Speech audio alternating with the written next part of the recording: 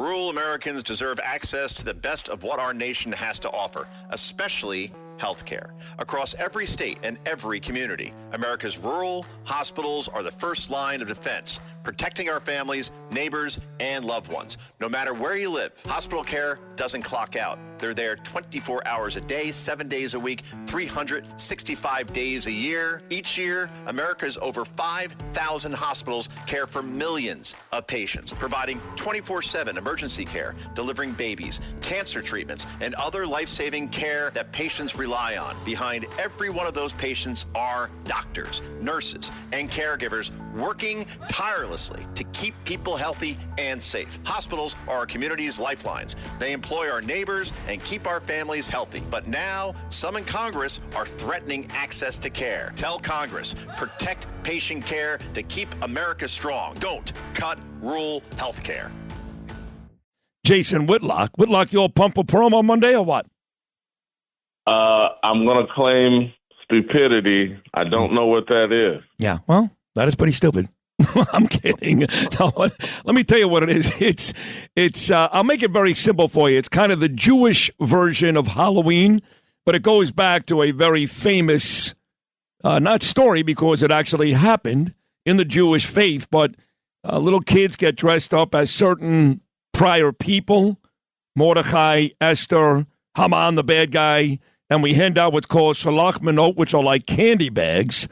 So it's kind of like the Jewish version of Halloween. So, a reason for me to eat bad food. It sounds like a good holiday. Jay Witt, man, I love you. I got to tell you, I actually referred to you earlier. I stole it from Howard Stern. Howard, I apologize, but I did refer to you earlier as the king of all blacks. And I'll tell you why. Because you like that. You really are, when you call your podcast fearless, you really are. You're not afraid to call anybody out. When I say anybody, I mean black people, white people, politicians, athletes. And I like that. And not that you're a guy that thrives on calling people out. You're just a smart guy and very opinionated. But I do like that about you. So I love your podcast. I love all your Instagram posts and all that great stuff. I think you're terrific. I really do. I appreciate it. The other people I call out is I call myself out, quite a bit as well, Sid. So I try to hold everybody to the same standard I hold myself. So I hope I'm doing that. You are. So I do want to get to, I know you said something nice yesterday about Candace Owens. You've been over this before. I can't stand her. And I like Tucker even less. Doesn't matter. You and I are still good friends. And I do get plenty of hate when you're on the phone with me, but I don't care. But you made a comment about Erica Kirk. Let me say this. I knew Charlie a little. We actually had a radio show on this station, Jason. And I met him a couple of times. Yeah. And I met him a couple of times. Lovely guy. Loved him. Didn't know Erica. But obviously, after he was tragically murdered, Charlie, Erica has become very, very famous. And President Trump even, went out of his way to make notice of her Tuesday night at the State of the Union. And I know people grieve differently, Jason Whitlock. I don't try to make people feel the way I do about certain things. I don't look for them to share the same opinions. But there's just something off. I can't explain it, man. There's just something off with Erica Kirk. I wanna wrap her up and love her like I did her husband, and I can't do it. What's wrong with me? Nothing's wrong with you. This is not where I thought you were going to go. I thought you were going to chastise me. No, but I'm right there with you, and my problem comes down to this. And let me go full Archie Bunker here. She's got 2 young kids. I think she should be focused on raising those 2 young kids and not running one of the most powerful political charities in America. I don't think she's qualified for it. I don't think it's the right role with 2 young kids. So I find the ambition off-putting. And I get that, it's her husband's organization and they say this is what he wanted, but not everything that man wants is proper. I struggle with that problem all the time. I'd love to have 3 sausage and egg McMuffins right now. but it's not what I should have. And so I just, the ambition, the immediate, taking over Charlie's role is off-putting to me. It just, if her kids were 20 and 15, I might be able to understand it better, but they're young kids. And I just don't think she's qualified for the job she's taken. And so I'm judging her as a CEO. I get that she's a grieving widow, and I would, if she were at home raising two young kids and grieving, I'd be far more defensive of Erica Kirk. Hey, what are you doing criticizing her? She's a grieving widow. She's just trying to take care of those two kids. But instead, she's running one of the most powerful political organizations in America, and there's a standard you got to hold that CEO to, and you have to wonder if she knows what she's doing and if this is the proper role for her. It's a fair criticism, but you're talking about one person. Now, you're my friend. I'm not going to call you a chauvinist or a misogynist. I'm not going to do that. But on this show and on your own show, Fearless, and on your own social media accounts, you've taken women to task time and time again. You did not think that they were capable or should be even permitted to do certain jobs. You're about to talk. Did I say something there that was out of line? No, I think that, a main part of the reason why America's in such chaos and decline is because feminism has taken too large of a hold on the American mindset and the way that we operate, and women are in roles that are best left for men. Men are less emotional, less sensitive, and look, man, progress and decision making in terms of having an orderly society, it takes a man. And again, one of the reasons why I like and support President Trump is because he's an old school man. And, he draws hard lines in the sand, and we need that. There's way too much empathy running everything we're doing. And so if men were in control of American politics the way they used to, we wouldn't have a border crisis. We wouldn't be overrun by illegal immigrants because men wouldn't have all this empathy. It's like, hey, man, I got a lock on my front door because I don't want everybody coming in my house. And I have hardcore immigration laws because I don't want everybody coming into my country. But women get filled with emotion, and then men start catering to women, and that's what we've been doing. We've been apologizing for being men. We've been pretending like we owe women a debt, that we abused women and took advantage of women all throughout the world's history, and now we have to bend over backwards. And I completely reject that. I believe that men have been fair with women. And yes, there have been some abuses, but there's always abuses. We're humans. We fail. But like men for hundreds, thousands of years, like, hey, we'll go off and die in war to protect you, to make sure you're safe. We've carried our fair share and don't have anything to apologize for as men. And so I believe in the patriarchy. I believe in male leadership.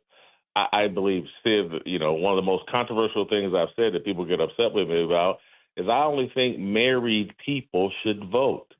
And there should be one vote per married couple, and marriage is between a man and a woman. And I think there should be one vote per married couple. And those are people like me that are single, haven't been married. We shouldn't vote. Wow. Now, I'm married, so in your system, I'd be allowed to vote. Plus, I'm smart, and I'm on the right team. But why do you think that somebody who's not married – see, I always say this. I think there should be a test, okay? I really do. Because there are too many people out there, I'm black, so I'm voting for Obama. Okay, great. Yeah. I'm Muslim, I'm going to vote for Mamdani. I really mean this. There should be a test. It shouldn't be as easy as some brave 18-year-old kid is going to die in a cave in Afghanistan so you can go vote, whether by mail or in person. So I believe a test. You're taking it further. You're saying single people shouldn't even vote. Why? No, because a proper the every nation, every great nation is built on the family. Period. End of story. You can go all throughout history. If there's not a strong family structure, you're not going to have a strong nation.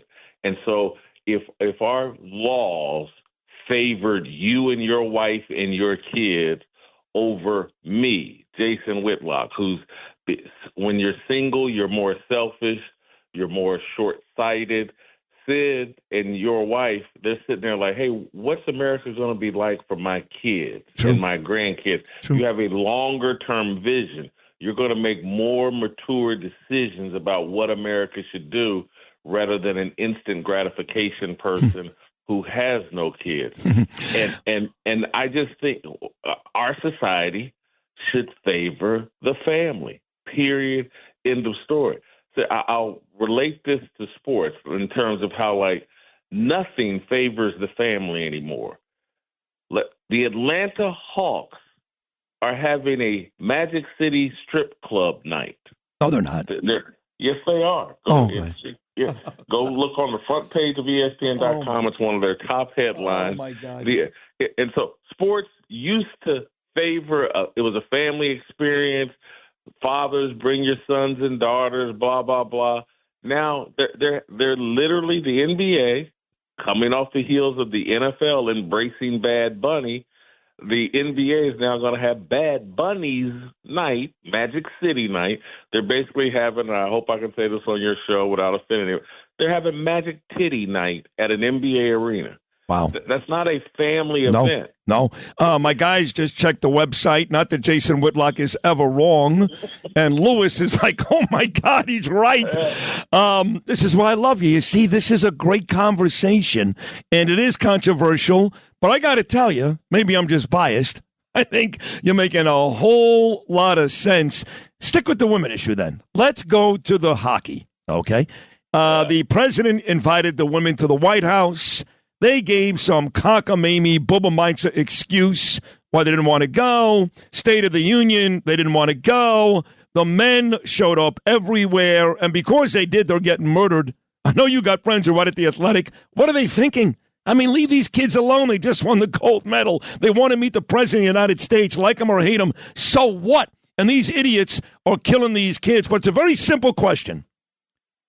The women won the gold as well. What they accomplished, is that on the same level as the men? What? No, not even close, and everybody knows it. Look, go around the world and take a guess at what percentage of women around the world play hockey. Which countries invest any money in women playing hockey? It's a very small percentage. 80% of the women, more than 80% of the women that play hockey globally do it in the United States or Canada. That's it. Around the globe, they're not playing hockey because most women, even in America and Canada, have virtually no interest in playing hockey. It's a little small, tiny niche of women that want to play hockey. And, dude, hats off to them. But the thing's been around, I believe, since in the Olympics since 1996. Men's hockey's been around since 1920 in the Olympics. The American women won the first Olympic gold medal in hockey. They've won 2 or 3 other times. It's either them or Canada that wins every year. It's a small little Well, tournament. clearly, you've never seen the Tehran Hockey League for women. It's fantastic. You'd love it. And so they're not facing stiff competition. If you've watched women's basketball and thought, like, wow, this is brutal, they're not very skilled, times that by about 10 when you watch women play hockey. And I'm not trying to denigrate them, but but it's just what I think. They won the tallest midget contest, and they want to be treated like they were, David slaying Goliath. Yeah. It's not true. They win the gold medal in the Olympics about every other Olympics, and the men win the gold medal about every 25 years or so. Right.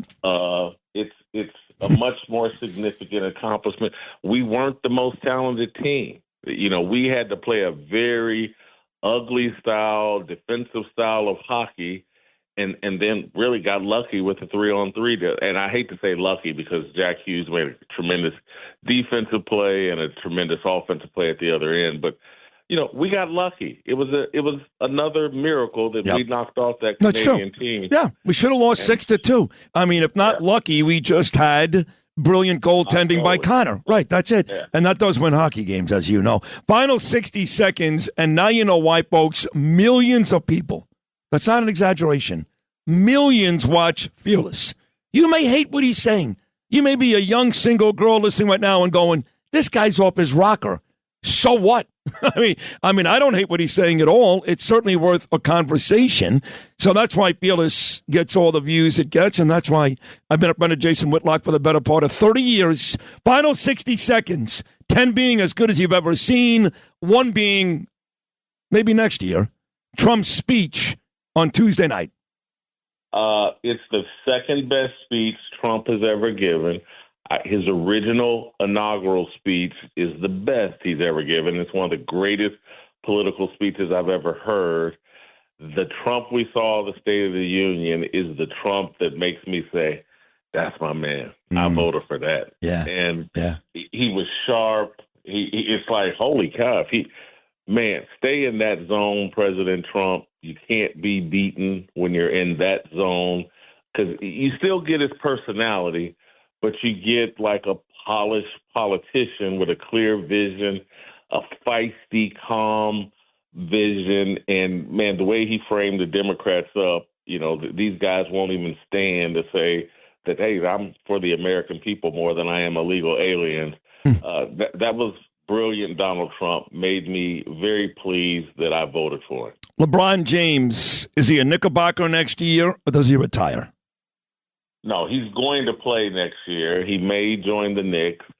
I'm from Indiana and from Indianapolis, lifelong Pacers fan.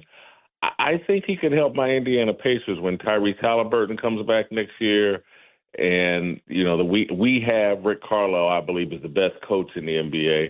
I would love to see LeBron go to Indiana, and I think Nike could do some marketing stuff with LeBron and Caitlin Clark both being in Indianapolis. It could be interesting. But most people think the Knicks are the favorite. I can see it.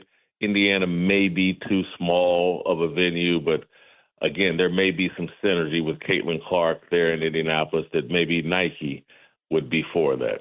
Jason Whitlock, you never disappoint. You're fearless on your old podcast. You're fearless right here. I love you. I really do. I think you're terrific. Thank you so much for spending another Friday with us. We'll do it again very soon, pal. Thank you. Every week, the Payne family cuts straight to the real financial story. The one question, Bob, everyone's asking is, are we in an artificial intelligence bubble? You've been through boom and bust. What do you think? No hype, no myths. Just what actually matters to your money. Does feel very similar to what we experienced in the 90s. Where are we, though? Are we in 1995, 1997, 1999? Listen to the Pain Points of Wealth on the Red Apple Podcast Network.